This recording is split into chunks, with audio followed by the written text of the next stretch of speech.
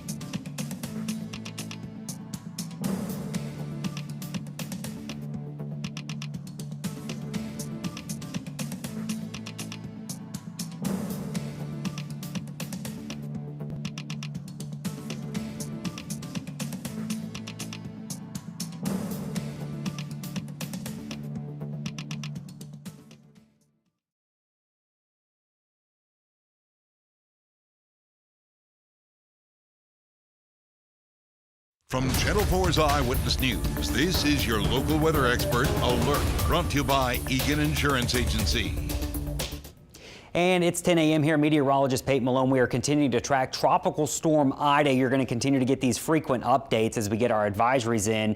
And Ida continues to strengthen. This is the latest as of 10 a.m. 65-mile-per-hour tropical storm, and it's getting near Cuba. It is really organizing. It's developing an inner core, and what that tells us is this thing is going to continue to intensify as it moves to the north. So don't be surprised. We're probably going to have a hurricane later on this afternoon and by this evening before it even gets to the Gulf of Mexico. They've issued hurricane warnings for the tip of Cuba there. All right, here's our new track. Let's take you through it, getting into the southwestern Gulf of Mexico as we go into tonight. And then, southern Gulf of Mexico by tonight, by tomorrow morning, well into being a Category 1 storm, and then continuing to rapidly intensify as we go throughout your Saturday. And you can see there the track of this, the eventual track. Overall, I haven't seen any significant changes. It's nudged a little to the west, but maybe by 10 miles. That's not a significant change here with this forecast, but here is a change.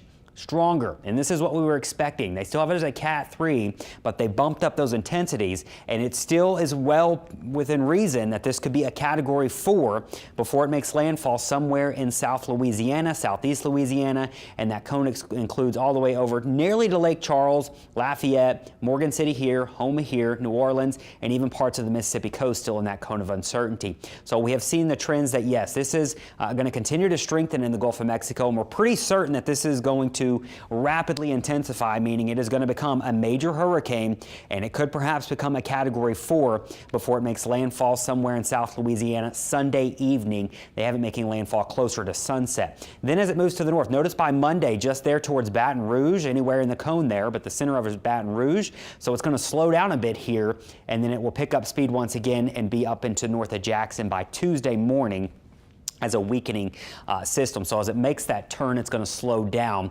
And we'll, of course, be watching for not only all the traditional threats of winds and storm surge, but also some heavy rainfall as it makes that turn. So that is the latest track there. We could be looking at a Cat 4 making landfall in southeast Louisiana, although it doesn't call for that. It is still possible. Storm surge values, I was just checking with the National Hurricane Center and their latest thinking on this. We have not seen any updates on these values. They're still calling for about 7 to 11 feet on the high side. I think these could be higher. If this ends up being a Category 4, you could add a couple of feet to these, so don't be surprised if these do go up. But it could bring significant storm surge outside of the levees. This does not include inside the levees here in Orleans Parish and for any other of the levee protected areas. So Hancock, Harrison County, 7 to 11 feet. Eastern St. Bernard, outside the levees, 7 to 11 feet. Plaquemines Parish on both sides of the bank, 7 to 11 feet. Same thing for Port Fourchon, Grand Isle, heading down into Lower Terrebonne, Cocodrie, Chauvin.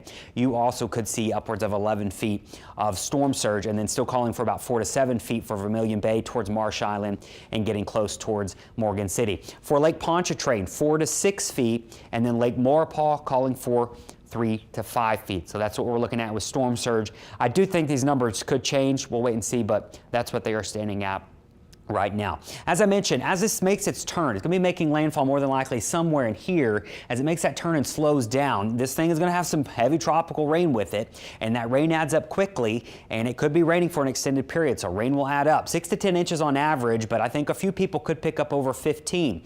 Now, when you throw on that heavy rainfall threat, this is talking to the North Shore, on top of the lakes coming up to 4 to 6 feet, you get your backwater flooding. The water can't drain into the lake because the lake is so high, and you get additional flooding up on the river. So that is going to be a concern if you are prone to river flooding, if you have flooded in the past from rivers. You really need to be preparing for this. Better safe than sorry. It's hard to say where that 15 inches could fall, but it is possible it does happen on the North Shore. So that's what we're looking at with rainfall, and everywhere across southeast Louisiana could see some significant totals, and that does include Mississippi as well. Now, as Ida continues into the Gulf of Mexico and grows stronger, the wind field is naturally going to get bigger. So as the wind field increases, that only increases the surge threat, but we will be watching that wind creep on up in here on Sunday. So Friday and Saturday, today and Saturday, no direct impacts from Ida. But as we go into early Sunday morning, it'll start to get a little gusty near the coast, but the more significant winds aren't going to start to move in until the afternoon and especially into the evening. So with it making landfall closer to sunset, we might not start to see those really intense winds until maybe dark. This could be a nighttime event for a lot of people, which makes it even worse because you can't see anything. But there's your intense winds moving up across the area. Now, those winds of 120 plus miles an hour are going to be concentrated more than likely in a small area, but they are going to be possible for someone. This is a generic kind of breakdown on who could see the strongest winds and what your strongest wind gust could be. It's not going to blow this hard the entire time, but there will be the potential to get wind gusts this high. North Shore 65 to 75 seems reasonable. Closer to New Orleans, maybe closer to 80 to 85, and then as you get closer to the center of that storm with the current track, you're going to start to creep up over 100. Now, where it makes landfall, the sustained winds are what forecast to be 120. This thing could very well have gusts over 140 miles an hour. If it's a Cat 4, it could end up being a little higher than that. So that's kind of on the high side, and I'm not putting on this to scare you. This is very much a reality on what Ida could produce in some areas. So the new track is here. If you were watching at 4 a.m., or that 4 a.m. track was more, 5 miles. It moved 5 miles. That's not a big change in the forecast track here. They do have it moving upwards through Terrebonne Parish, parts of St. Mary Parish, and then up near Baton Rouge. Those most intense parts are going to be near the center and right on the east side, wherever you have that eye waller, where you're going to have your strongest winds, perhaps gusting over 140. Those are, catastrophic, destructive winds. So that's what we're looking at with that, and that could include portions of Cocodrie, Chauvin, Port Fourchon, even towards Grand Isle could see some wind gusts over 100 miles per hour with the current forecast. And then as you get up towards Houma, Thibodaux, into the river parishes, the wind will naturally start to decrease as it gets the friction of the land, but you could still see wind gusts over 100 miles per hour that could cause not only power problems, but trees falling. You got to be careful here. If your house is under a big tree, maybe you don't want to be in it with winds of 100-something miles an hour. And this includes Plaquemines Parish. Lower Plaquemines Parish could certainly see some strong wind gusts. As you get into Upper Plaquemines, the metro, as I mentioned, maybe up to 80 miles per hour. That's with the current forecast. Let me emphasize that this could all change if this line, and that's what the center line is, that's the current forecast track, if it shifts a little further west, that's not a bad thing for the North Shore of New Orleans or any of us here in southeast Louisiana. It would take the worst winds with it. We'd still be on the dirty side of the storm, but maybe the more intense winds would be just to our west. On the flip side, if this thing decides it wants to come in more in Terrebonne, Lafourche, Plaquemines is an option. St. Bernard, Mississippi, they're still in the cone of uncertainty. If this storm decides to come in a little further this way, boy, do we got big time problems across our area. So you can't let your guard down.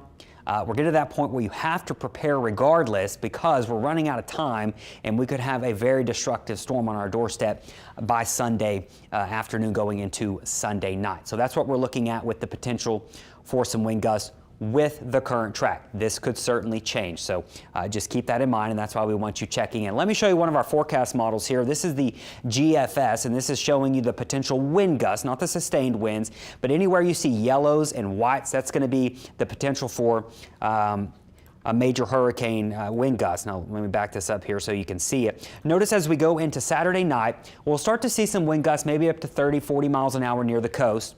That's when things will start to go downhill. And then as we go into Sunday around lunchtime, we could start to see some hurricane force wind gusts near our coastal areas. We're talking lower Lafourche, lower Terrebonne, lower Jefferson.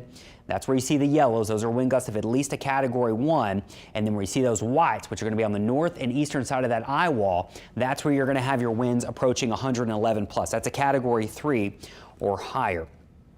And you can see there, this model is almost spot on with the National Hurricane Center forecast. They're forecasting it to be here by 7 o'clock. This is the GFS model. It has it just off Terrebonne Parish's coast, with hurricane force winds spreading up through the bayou parishes and then eventually continuing to spread up. Now I want you to watch this as this thing moves inland.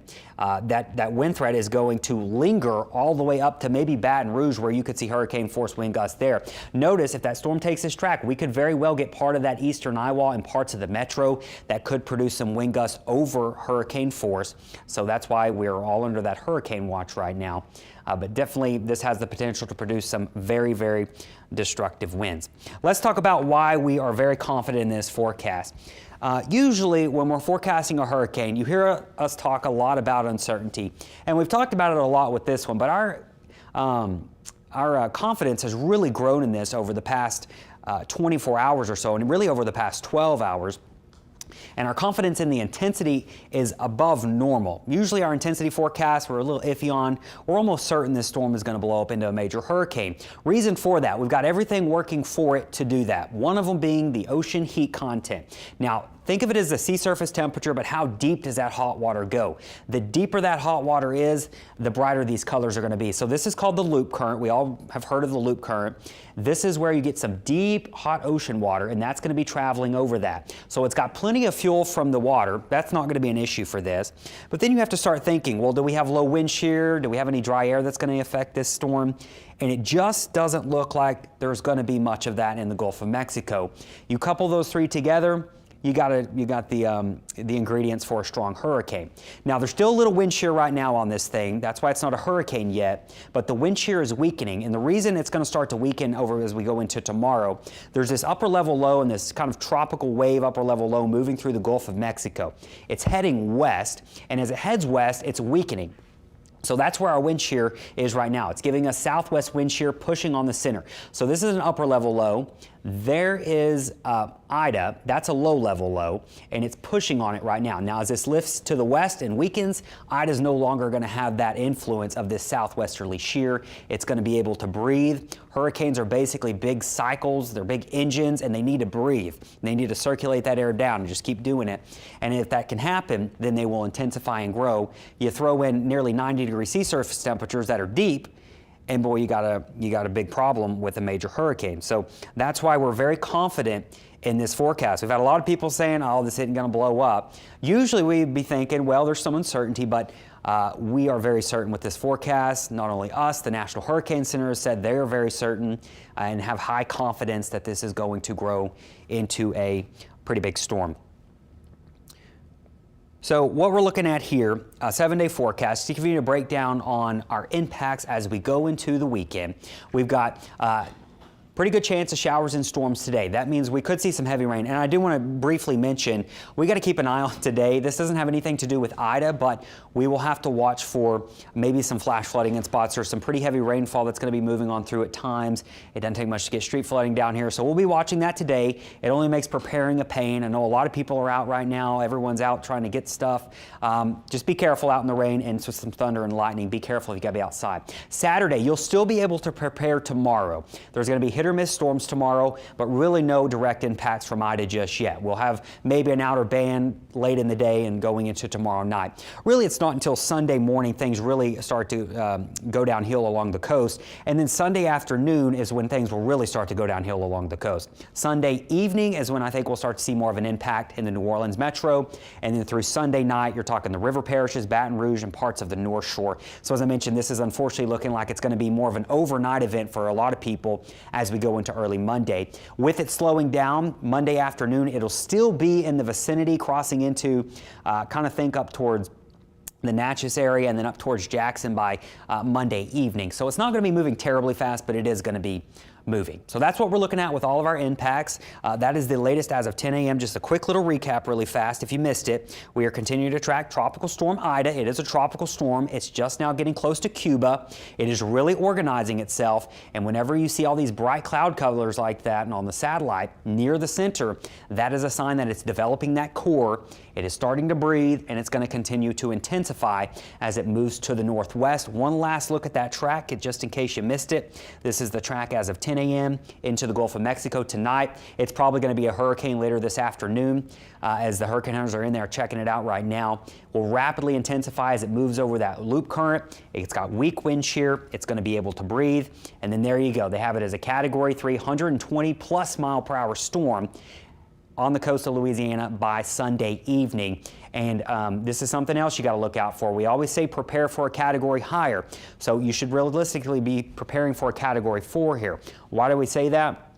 Well, the National Hurricane Center forecast intensity has an average error of about 15 miles per hour. So if you add 15 miles per hour to that, you know, you're looking at a Category 4. So that's why we're saying just prepare just in case.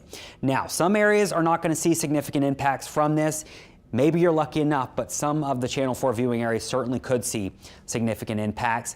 We can't, sit here and say, hope for the best and not prepare. At this point, we got to be preparing because this will be bringing impacts to our area by the end of the weekend and into early parts of Monday. So that is the latest as of 10 a.m. Of course, we'll have our 1 p.m. update coming in later this afternoon. That one won't have a new track. We'll have our next new track coming in at 4 p.m. And of course, we'll be right here on Channel 4 with all the updates, or for anyone else watching us on all